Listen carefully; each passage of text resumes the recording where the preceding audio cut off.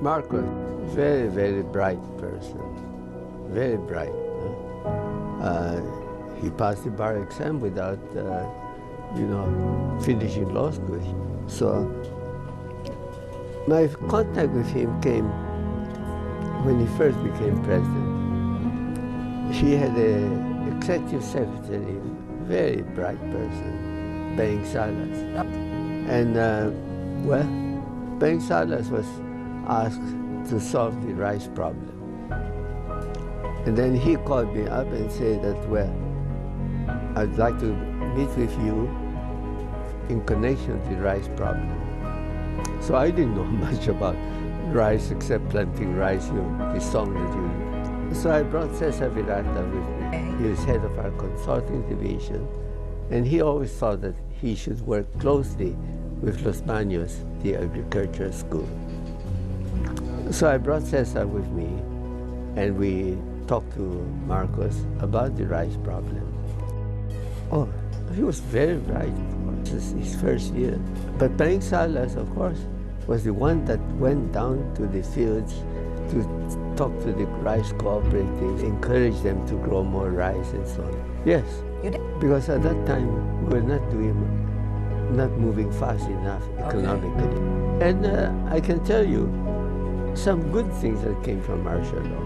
All right, Texas Instrument. Okay. The chairman I happen to know very well.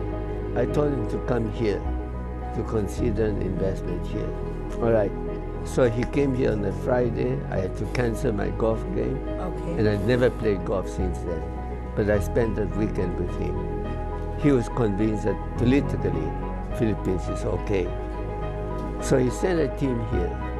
Then we worked, Cesar worked with them and suggested as to where to locate a plant. Then they, to our surprise, they didn't want the export zone, they wanted Baguio. All right, now you see the advantage of martial law. Yeah.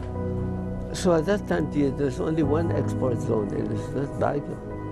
So I went to the ministry and said, well, look, you want this kind of industry. How can we get you when we don't have that export zone? So they said, Wash, don't forget this is martial law.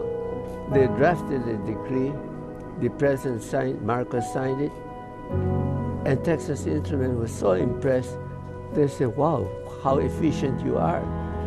But that plant in Baguio is exporting $3 billion a year up to now.